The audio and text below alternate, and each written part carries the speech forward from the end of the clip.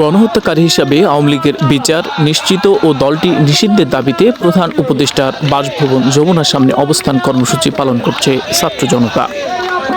গতকাল বৃহস্পতিবার রাত 10টা থেকে এনসিপির মুখ্য সংগঠক হাসনাত আবদুল্লাহর নেতৃত্বে এ কর্মসূচি শুরু হয়।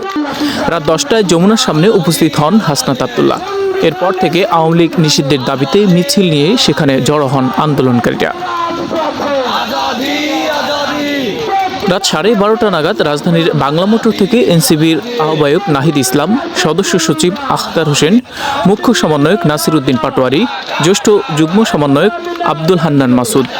এ কর্মসূচিতে এনসিপির পাশাপাশি যোগ দিয়েছে ইসলামী ছাত্র শিবির, জুলাই ঐক্য গণতান্ত্রিক ছাত্র সংসদ, কওমি মাদ্রাসা শিক্ষার্থী, ইনকিলাব মঞ্চ সহ ছাত্রপক্ষের নেতাকর্মীরা। এছাড়াও বিভিন্ন সংগঠনের নেতাকর্মীরাও উপস্থিত হচ্ছেন। ধীরে ধীরে বড় হচ্ছে আন্দোলনের সারি। এর আগে নিজের ভেরিফাইড ফেসবুক আইডিতে প্রধান উপদেষ্টার বাসভবন যমুনার সামনে অবস্থান কর্মসূচি শুরু করার ঘোষণা দেন হাসনাত আবদুল্লাহ।